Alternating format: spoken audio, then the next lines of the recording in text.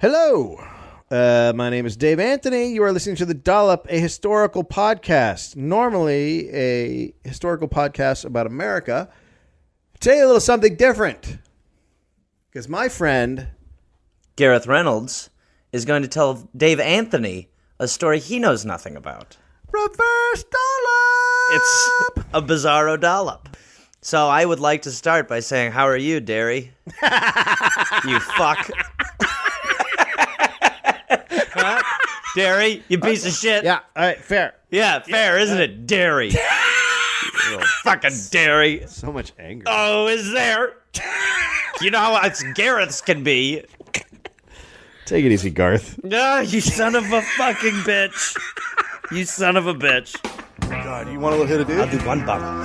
People say this is funny. Not Gary Gareth. Dave, okay. Someone or something is tickling people. Is it for fun? And this is not going to become the tickling podcast. Okay. You are Queen Fakey of Made Up Town. All hail Queen Shit of Liesville. A bunch of religious virgins go to mingle And do what? pray. Hi, Gary. No. Nicely done, my friend.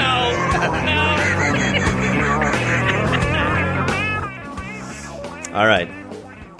Well, the reason why I think this story is a little more appropriate is because of what has just happened. There's something in the news. The movie The Interview got pulled because they decided to make a movie about assassinating and actually carrying through the assassination of Kim. I forget the kid's name now. Kim Jong-un. Right? Yeah.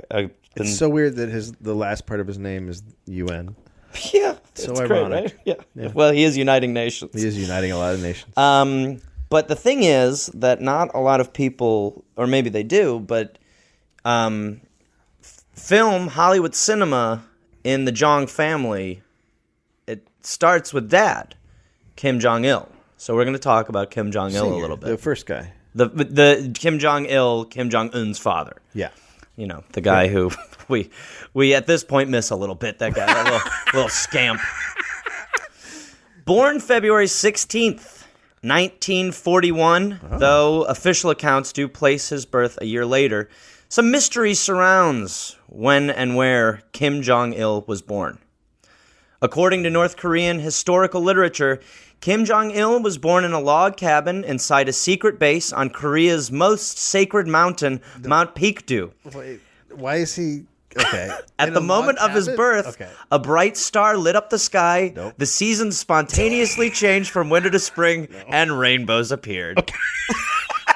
Jesus It's Christ. a big birth. You could have done with any of those and they would have been amazing. It's a big birth. They're like, it all have just rainbow and then rainbow. Rainbows. Not one rainbow, rainbows. It just was, it was like... No, it was the double rainbow. The double rainbow guy was there. He was freaking out. It was like a 4th of July fireworks spectacular. Listen, just picture anything good, and that's what happened. So we're like unicorns shot out of pigs' asses. Unicorns were vomiting delicious Pepsi Cola into the mouths of the citizens. It was a really, really it's a big Skittles commercial. Yes, exactly. Fair enough. However, you'll probably be a little disheartened to know that this does contradict the way less interesting accounts of his birth that us Westerners believe in, which is that he was born in a guerrilla camp in Russia while his father was on the run from Japanese officials.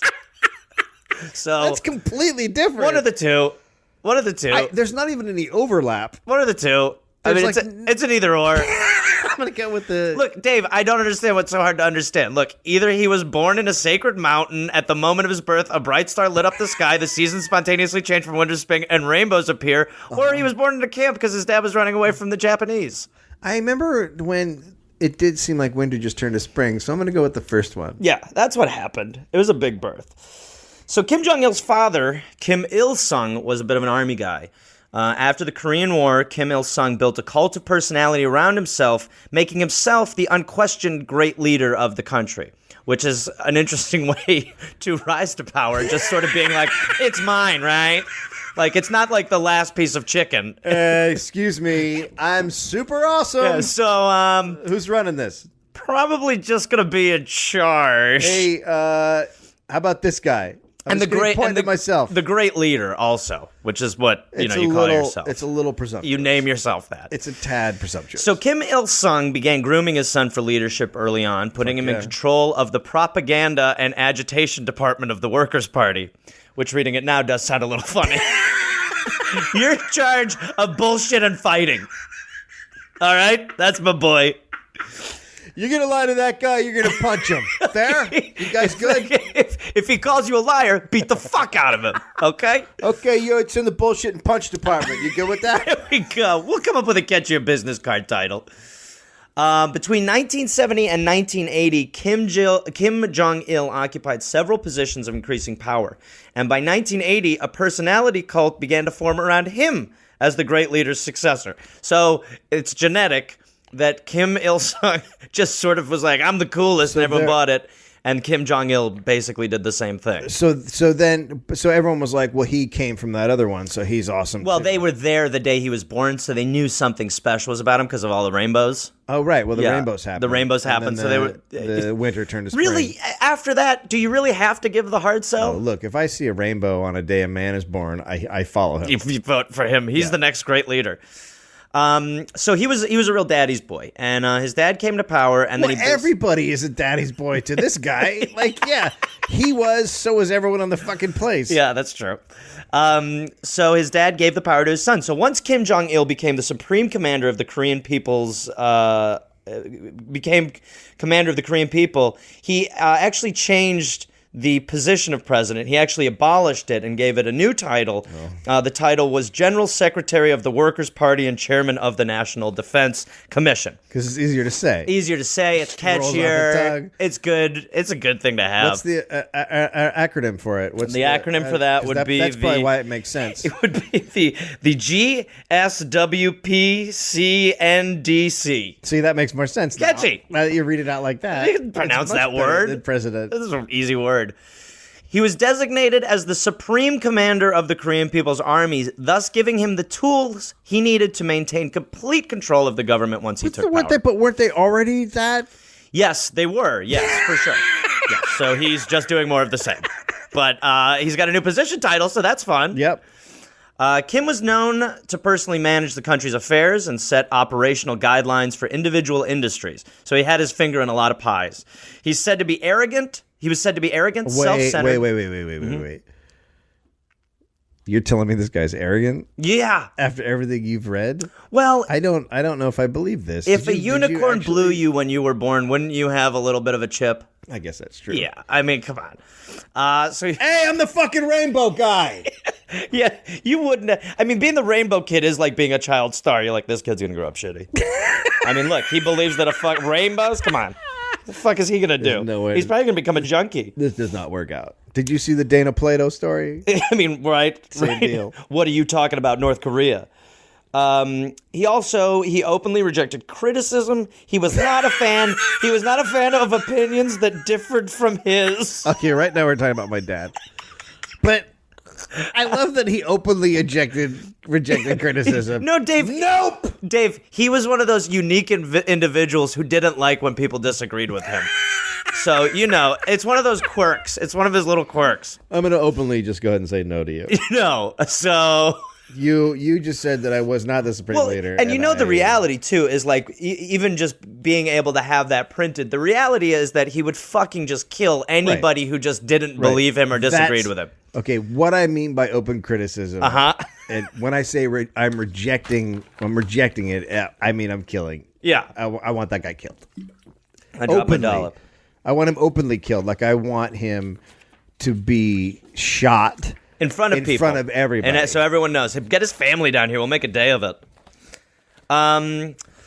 So there are a lot of stories about his eccentricities, his playboy lifestyle, the lifts in his shoes, the pompadour hairstyle that made him appear taller because he didn't like that people thought he was short, and his fear of flying. Well, was he short, though? He was short. Or were you just seeing him as short? Now that I think about it, my eyes were short. That's what I'm talking about. Yeah, so the eyes of my soul. You have a problem with your eye. Yeah. That's a good point. Thank you for making that.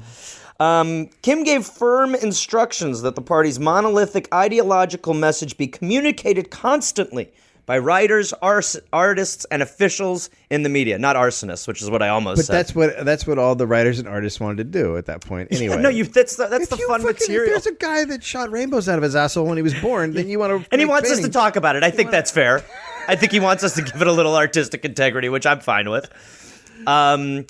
According to official accounts, he revolutionized the Korean fine arts by encouraging the productions of new works in new media. This included art, film, and cinema. So he enjoyed art. He not only did he enjoy art, he was obsessed with movies. He was obsessed not only with movies, with Western films. Was he super into critical thinking? Super into critical thinking too. Yeah. Only if it was his critical thinking. He wanted art to really explore the boundaries, I imagine. The boundaries that he had set within a small property line. Right, yes. the tiny little. Yes, exactly. Yeah, the small box is limitless in what you can explore.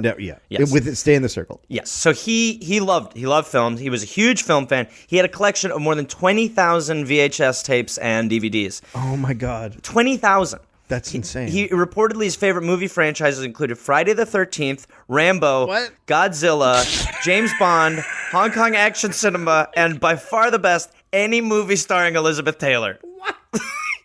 he loved Liz. Oh my God, she's so drunk in this one. Yeah, he loved it, which is just so great. Oh, look how drunk she is. It's just like it is like in Bond films when the bad guy has like a fluffy kitty. You're just like, what is going on? Like, but let me ask you something. Mm-hmm. He probably couldn't enjoy Friday the 13th Part 3 the way I could. No. Because it was in 3D. Yeah. And I sat at theater in Santa Fe and I watched the rats coming at me and whatever else. But couldn't. You also couldn't enjoy it on the same level as him because you'd never murdered anyone. Like it's almost a whole people. So yeah, if you think about it like that, fair. You guys, that's why I think you guys would have a great critique. We would have had a good. Well, we almost had a crossfire together. Is that right? Yeah, we almost did a crossfire. David Kim crossfire. Where halfway into your first point, you get shot in the head. On the left, Dave Anthony. On the holy fuck, what the shit? On the left, Dave Anthony. On the he's 100% right of me, Kim Jong-il. Alrighty. Some quotes. No production of high ideological and artistic value can evolve out of a creative group whose members are not united ideologically and in which discipline and order have not been established. Jesus, good. So that's a fun space to play in. That's not. The cinema occupies an important place in the overall development of art and literature. As such, it is as powerful an ideological weapon for the revolution and construction. That's exactly why people make film. Yes. Uh-huh. As a weapon. So what he is saying, mixing history, political ideology, and movie making, Kim encouraged the production of several epic films which would glorify the works written by his father. So if you're saying epic film, it's like a Paul Thomas Anderson or Quentin Tarantino. Like there's just not a lot of editing. Exactly. Yes. That's what we're talking about. If there is one thing you will find in some of the creative work of Kim Jong-il, you will find that editing is not a strong suit in the North Korean film department. Fair. So despite his creative influences on the industry during the 1970s, the fact that he literally wrote the book on communist filmmaking called The Art of Cinema, North Korean movies stunk. Nobody liked them. Yeah, they were not good. People did not enjoy them. Well, what about the scripts? I remember was it the director that was writing them? The problem was that there was just a creative influence inside that just wasn't making him work, and he couldn't find out what it was. That's so weird. He was unable to put his finger on it. Strange. But he was frustrated. Yeah. He really was so obsessed with film that this drove him crazy. So did he know they were bad movies? I think he did. I think he definitely did. Because he's continuing to try to make them better. Japan and even South Korea were making films that people were actually responding to. Right. And here he was with 20,000 movies and he couldn't make a fucking film to save his life. Well, I love a story about art, so continue. Well, and keep in mind the plots were great. So he's frustrated. So he sought help by forcing 11 Japanese cultural consultants into servitude during the late 70s and early 80s. Only to have several die inconveniently on the job, some by their own hands. Did he kidnap them? Yes, he took 11 Japanese people and he made them try to make movies that had the North Korea what he's doing too, which is amazing, is that he just it's his propaganda. It's just not going to get made right. Right. So he's just fucking like pissed that nobody can do it. Everybody can't do it right, but everyone's like, well, the plots of your fucking movies. Well, that's terrible. It's like They're a bullshit. First of all, the title, your own title is horseshit. Your own, he's not good at the titles. title you gave yourself is bad. I can't even tell you about the movies. He is not good at titles. So he had a movie to stop horses with stagecoaches and take bank money. Part 2. In case you wonder how the first one ended. So he was very frustrated. These people were dying. It's very frustrating when you hire / take a person who to come and make your film and then they kill himself. Well, they were there for a little while and a lot of them killed themselves. And so Kim was still on the search for his Orson Welles. Seth Rogen, enter. Enter Seth Rogen, James Franco. Which brings us to Shin Sang-ok. Okay? Love him. Love him. The son of a prominent doctor of Chinese medicine, Shin Sang-ok was born in Chongjin at the northeastern part of the Korean peninsula, at the time occupied by Japan. Shin studied in the Tokyo Fine Arts School, the predecessor to the Tokyo National University of Fine Arts and Music in Japan, before returning to Korea 3 years later. So basically, he went off to Japan. He got all artsy-fartsy, comes home to South Korea, where he's going to make films. Right. After he's learned all this. South Korean films are really good. We all remember The Host. The Host. Other ones. And all the others. I mean, the list goes on and on. There's The Host, there's the others. It's crazy. So there's the 6th movie and the 7th movie. There's the other ones. And then the 9th is just crazy. The 9th one is It's amazing. crazy how it works. There's a whole bunch of them. There's so many. So Shin started his film career as an assistant production designer on Viva Freedom. Great title for sure. I mean, look. Viva in a Korean film, sure. I mean, who doesn't say yay freedom? I mean, we've all seen it in Korean. Viva! It was the first Korean film made after the country achieved independence from Japan. So it really was, this was like, as much as we're making fun of it, this really was starting to enter like the South Korean golden age of cinema. Right. Right? In like the 50s and 60s. And after that, Shin started directing prolifically. He was writing. He was making more than 2 films a year. He had the nickname the Prince of Korean Cinema. The production company he started, Shin Films, produced around 300 films during the 60s. Jesus Christ. 300 films. What, they were like 2-day films? Like, what the fuck is that? They were winning prizes, though. The Prince of Yeonsan, you remember that one from 1961. Love that one. Was the winner of the Best Film Prize at the first Grand Bell Awards ceremony, which I know you're getting an award from later this year. Yeah, I'm You getting a ought to be Grand excited. Bell for the Pumpkin Man. But he's on top of the world. Yeah. He's on top of the world. Fucking cranking out films. He's doing what he wants to do. And what does he need? Well, he needs a dame by his side. So he begins dating the biggest star in Korean cinema at the time, yeah. someone named Cho In-hee.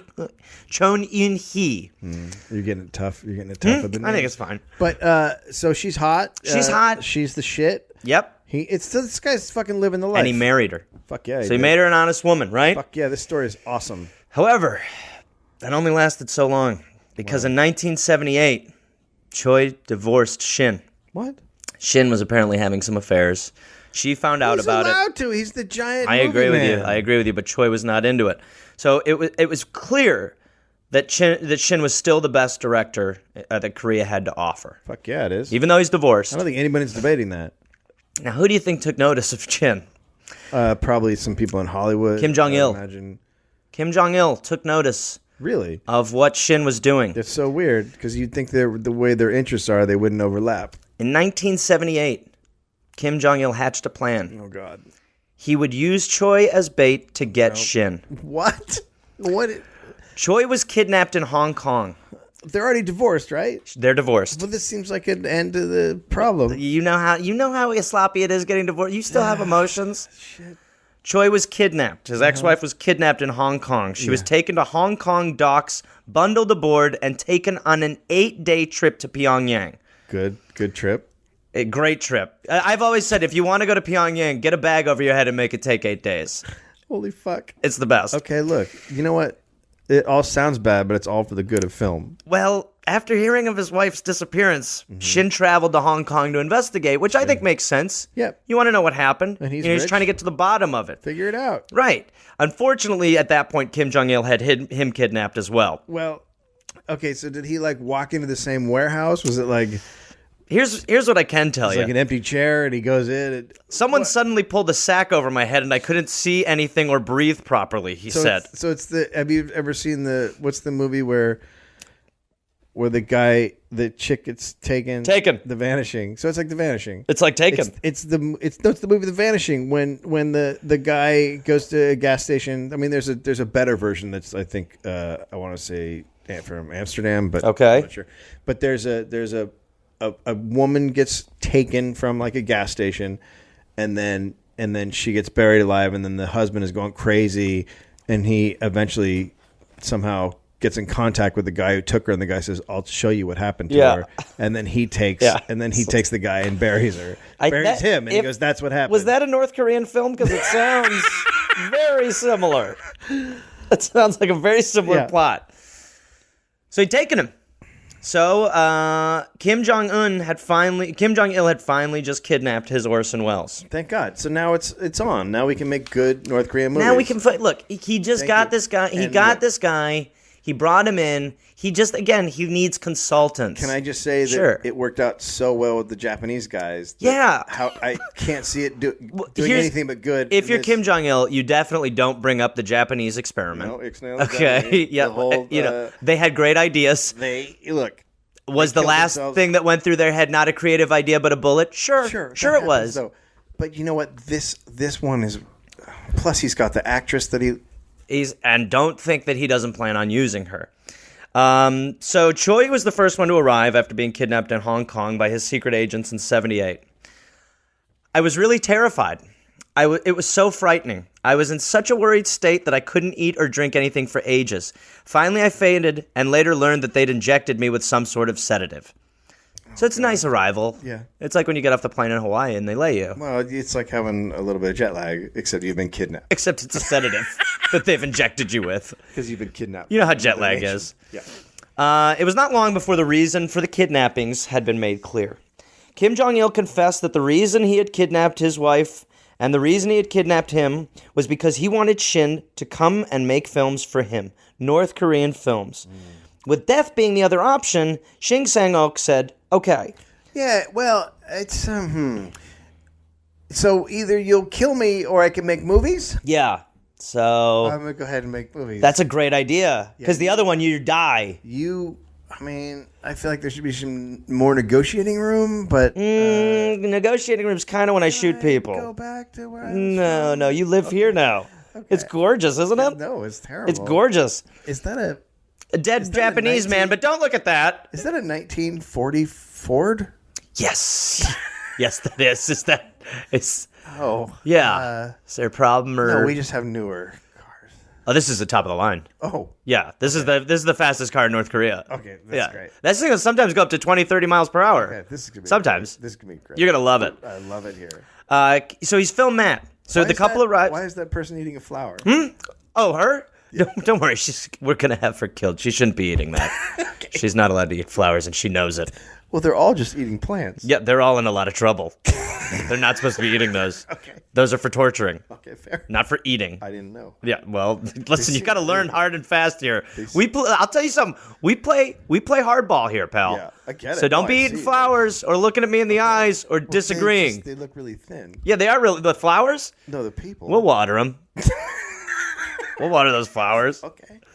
Soon after the couple arrived in Pyongyang, he took him on a private tour of his film library. Again, 20,000 films. This is all of my stuff. I mean, and you know how annoying it is now when you have like VHS tapes? Yeah. Like they were all VHS. So somewhere right now, 20,000 VHS tapes. Just like, what the fuck are we going to do with all these Elizabeth Taylor movies? I know I've just kidnapped you, but I want to show you all my awesome shit. Which is great. Which is really like a theme, obviously, in this, is that while he kidnapped them, he was going to kill them if they did anything besides that. He also was kind of being like, it's just the three of us creatively working together. Yeah, we are the same. Yeah, we're buddies. So sorry that they kidnapped you guys. Anyway, now that you're here and I could undo it, let me take you on a tour. What's the fucking Sandra Bernhard, the comedian movie? Oh, yeah. Punchline. Rupert, no. Punchline. The King of Comedy. King of Comedy. Right. This is like the King of Comedy, sort Yes, it's like the King of Comedy. Except it's another country. Yep, exactly. Kim told them that he had placed $2.5 million into an Austrian bank account and told Mr. Shin that the money would be available for him to make, quoting, good films. So again, he's just on the quest to make some good fucking movies. And this is 1970. This is in the 70s when they were kidnapped, late 70s. That's a good budget. It's a nice chunk of change to make some fucking propaganda bullshit. Now, initially, the director was not sure exactly what the North Korean meant by a good film. Until he took note of what he had watched most often. So he noticed that he liked Bond films, he liked Elizabeth Taylor, he liked Godzilla. Okay. These were all films that... Put them all together, and what do you get? Well, over the next 2 years, Mr. Shin made more than 20 films. What the fuck? Many of them propaganda tales commissioned just by Kim Jong-il. So Kim Jong-il is telling him, only make good films, but again, he's being like, here's the films you should make. I want you to make good films. Here's the script. Yeah, exactly. He's like, yeah, do whatever it is, but make sure it's about people understanding that they need to listen. He's like, okay, cool. Okay, so this movie's about listening. Yes. And then the follow-up is called Obey. Yes, and please, these are good, right? Don't eat those flowers. The next movie is called Don't Look Me in the Eyes. I'm not short, and I'm not short too. So life in Pyongyang for the lovely couple was not just making films and ball gowns. Shin was actually unhappy. How are they getting along, the two of them? I'm not at this point. I believe that they are kindred spirits. They never got back together. They didn't. They did not get back together. That would be like you want to. That would be great. It would be a good movie end. But unfortunately, that's not what happened. But they were definitely on the same page of let's get the fuck out of horrible. here. This is a nightmare. By the way, this is a terrible thing that's happening. So Shin they both hated it, and a couple of times Shin actually tried to escape. However, both attempts fell short, and he was caught. Oh boy, awkward. Super awkward. Super ox. You know what? I'll put it in a movie. Don't do what I was doing character research. Don't do what I did. Running away is bad. So, but Kim Jong-il, nice guy, right? He wants to help them. So he just sentenced them to long prison terms for their insubordination. Oh my God. There they would receive re-education classes designed to teach them the error of their ways. Right. This is fucking crazy. No, it makes sense. I was jailed for about 5 years, but I didn't know at the time that it would end up being that long. If I had known from the start, I would have rather been dead. During this time, I was very, very, very depressed. They expected brainwashing to change me. What? His wife, also ordered to attend the re-education classes, was forced to study North Korea's glorious revolution and later made to sit in on exams on the subject. What? So they try to fucking, because he fucking kidnapped them, they tried to fucking leave. He would fucking bring them back and not see that the problem was that he just thought he could break them. Right. He was like, well, no, you're here now. You're here. I am did he call himself the master of puppets? I would think that he did at some point. I am the master of puppets. And and plus you guys get to make movies. For me. How awesome is it that you get to make... Before you were just making movies for everybody. Now you get to make movies for me. Well, I know how stifling it can be to make films about literally anything that you want. So here's a pinhole. I'm going to give you some very small parameters. Work within that. Work within that. She was also going through the brainwashing. Her quote: "I was very unhappy. I did think of suicide, but then I thought of my family and how much this would hurt them. It was just an awful time." Pretty. That was in Obvious magazine. Have you read this week's issue of Obvious? Well, no shit. I would kill myself, but it would hurt my family. And they're separated too, and they both do just talk about how like literally all they thought about was killing themselves. Yeah, like they just wanted. The only reason why they didn't was because they had a family. So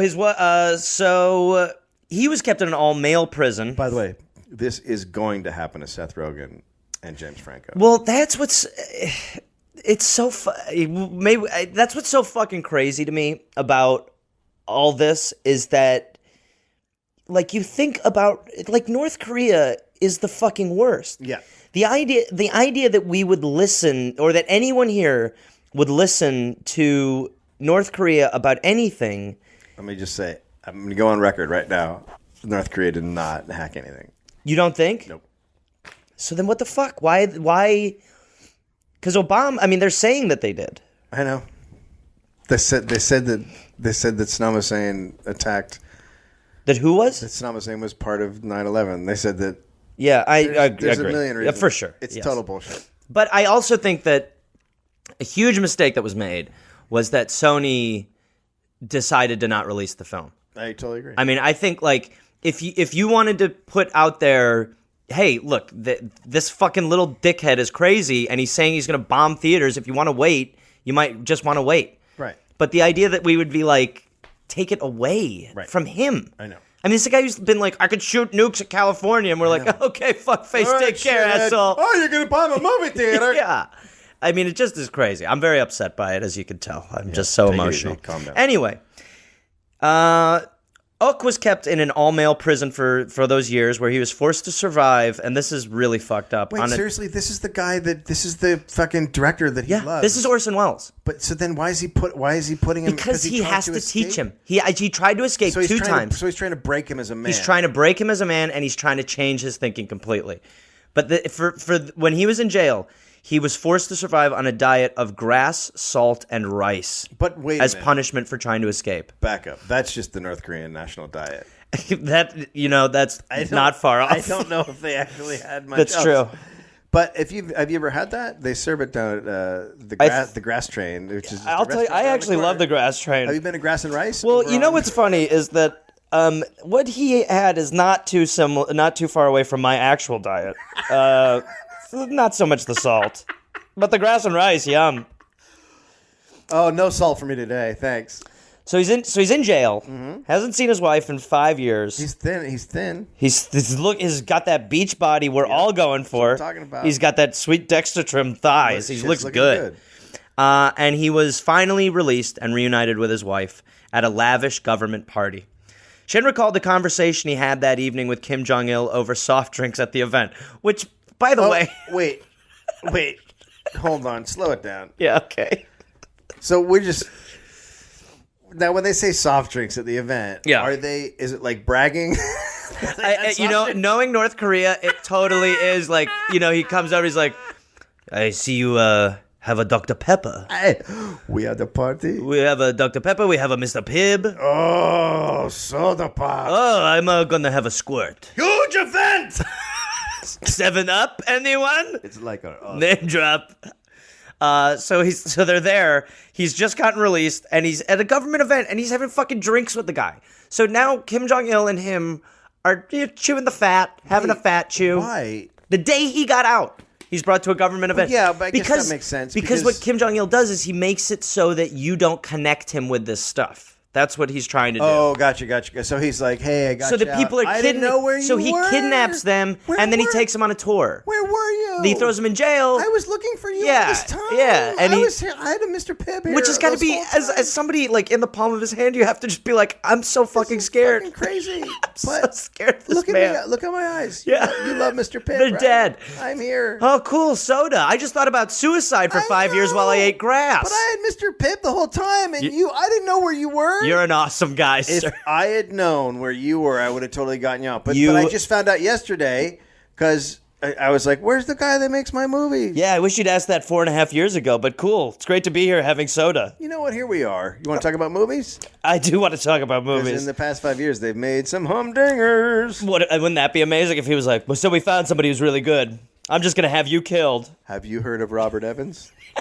Bob Evans. Because shit has changed while you were in the hole. One of the better decisions I made was kidnapping Bob. Ever since I kidnapped Bob to here, we've just really been blossoming. The motherfucker stays in the picture. Also, a whale barfed when I was born. What? A whale? That's not as good. Okay, so he's talking to Kim Jong-il. Quote, the North's filmmakers are just doing perfunctory work, said Kim. They don't have any new ideas. Their work has the same expression, redundancies, and the same old plots. All our movies are filled with crying and sobbing. I didn't order them to portray that kind of thing. But the truth is...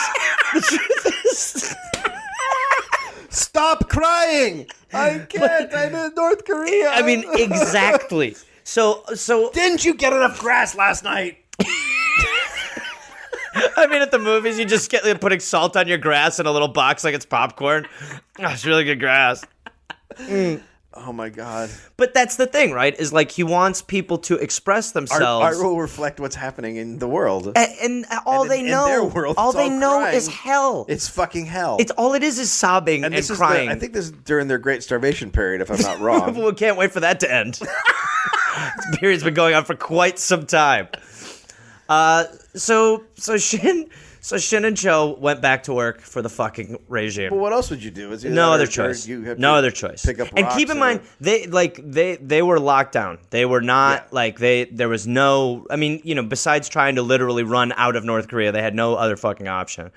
So they went back to making films for him. Their situation was obviously not comfortable. Does the rest of the world know what happened to them? This story or at No, the time? At the time. I don't know. I mean, obviously, like South Korea is going to know they've gone missing. Right. But I don't think there was enough evidence or push. Right. And also, it's the same thing with the interview. I mean, nobody wants to fuck with this country because it's like a cornered hornet. So you're just sort of like, you don't, the only thing it's going to do is sting the fuck out of you. Can we please rename it Cornered Hornet? Cornered hornet.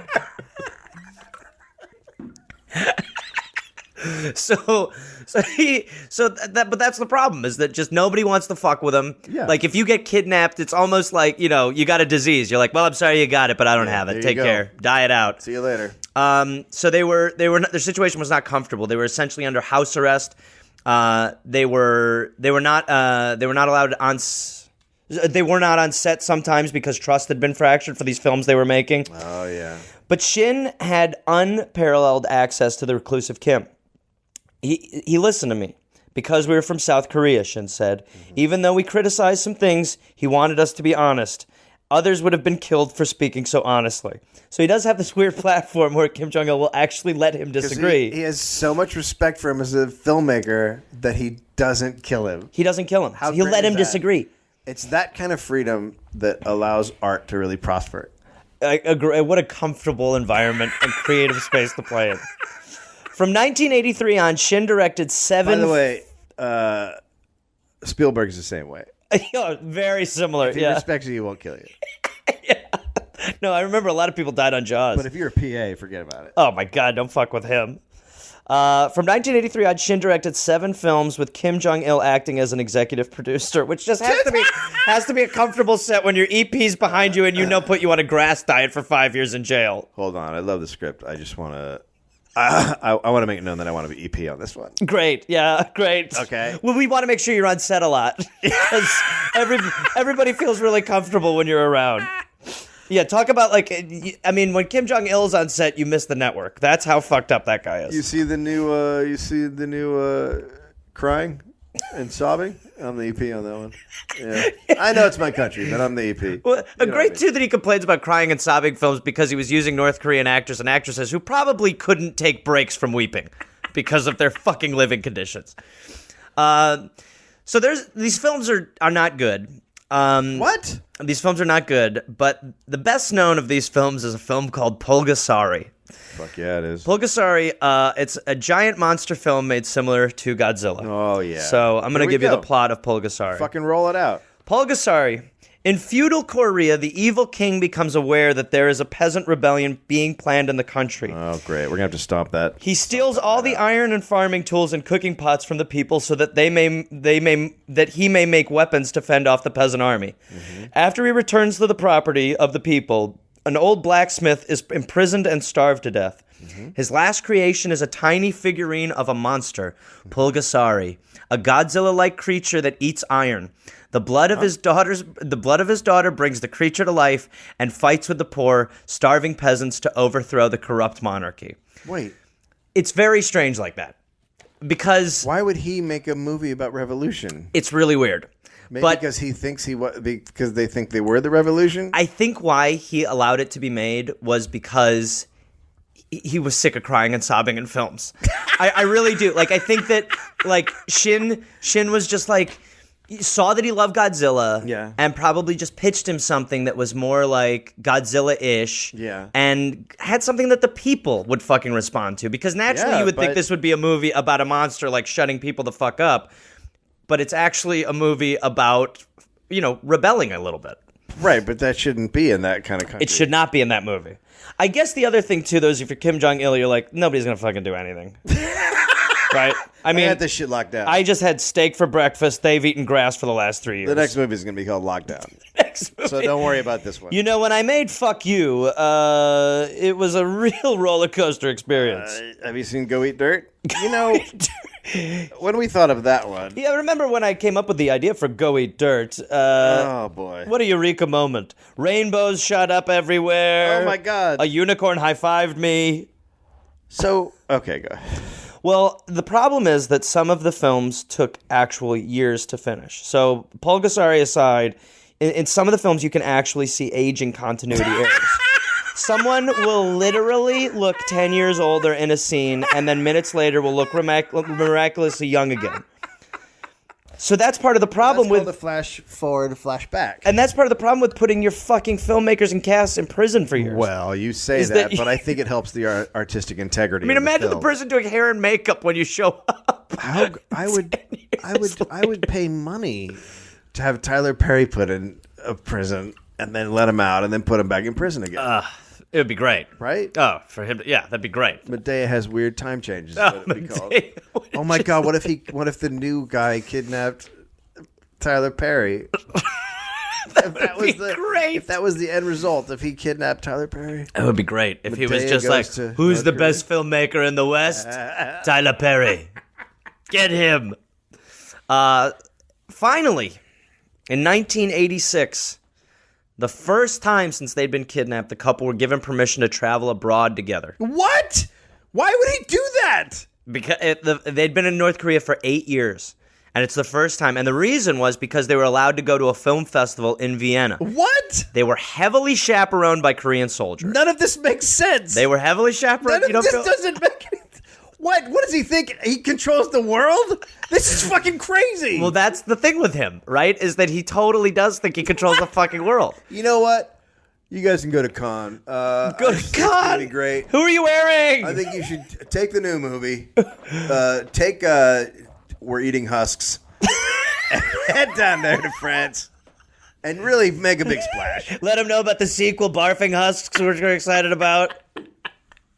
But the reason why he did let him go is obviously because it would promote North Korean cinema. Which is terrible. Which is terrible. He's kidnapped these people. He has kidnapped these people, and now he's asked them to go into the real world. Okay. It's a great plan. I don't know what could go wrong. Nothing goes wrong. How could this go sideways? Well, okay, maybe a little something went wrong. They did manage to persuade their guards to travel in a taxi behind them as they were headed for the festival. What? This just doesn't even... Well, you know how it is. You don't want to squeeze six in. Oh, my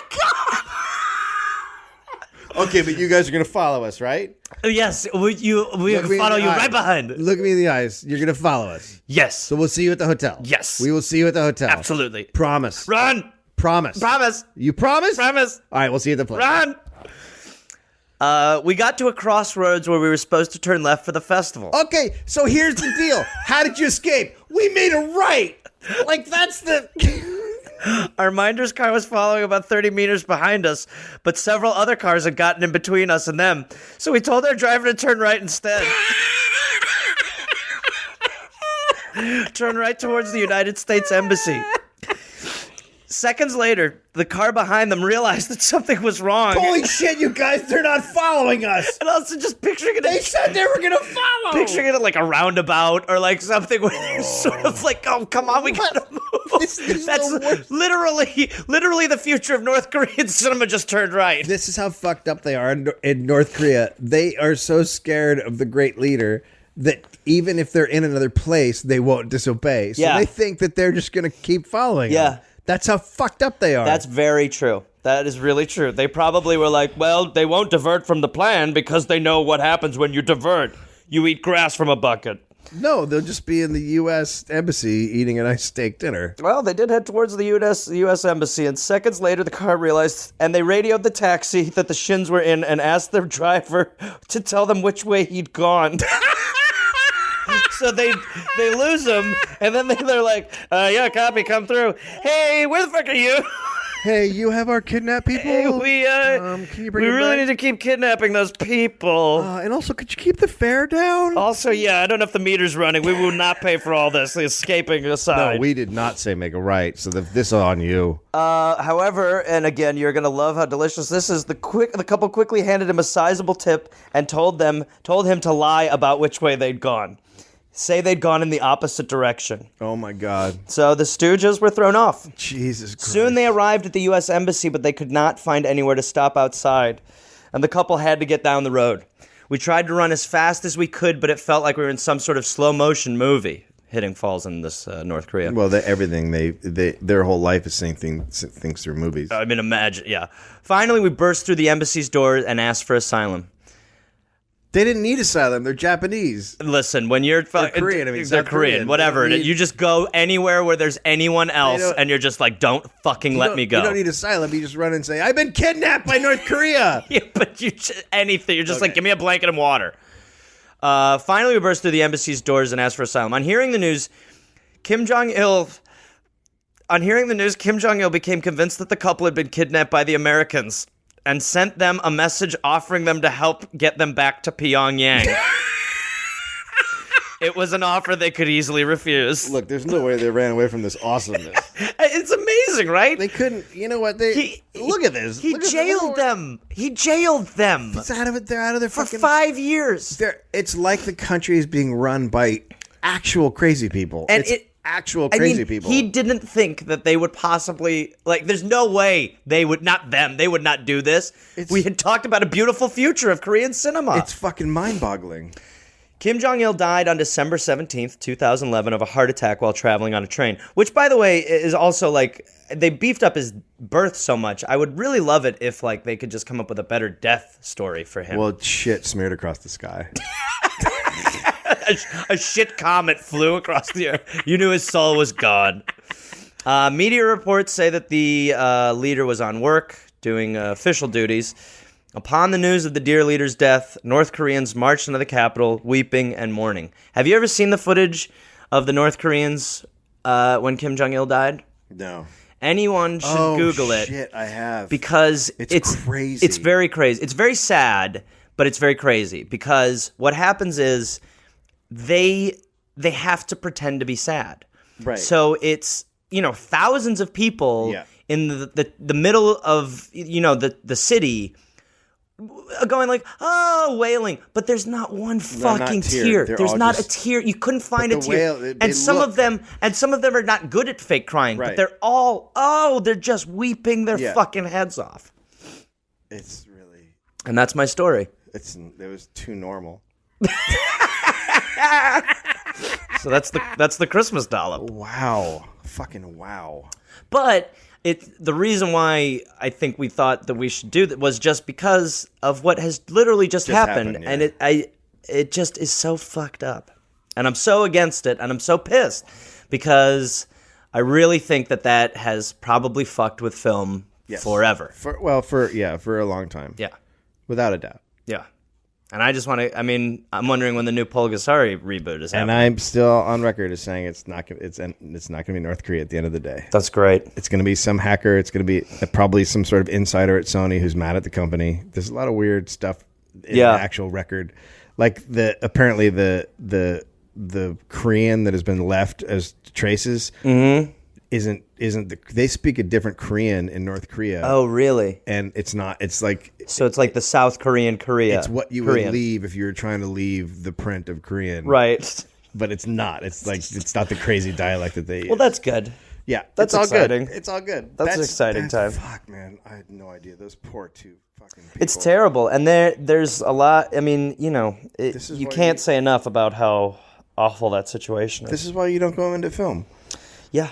This is why you don't go looking for your ex-wife. I wonder if he still has the VHS tapes. Do you think they still have the VHS? What I love is like the idea that like maybe it's just like here, like I put a bunch of shit in my closet that I like. Yeah. I just love the idea that they have like a garbage room where they've just got 20,000 fucking. And then they go to another room and it's laser discs. Yeah, laser discs. I really thought this was going to be a thing. Yeah, he's got he's got his MP3 player. He's like, God.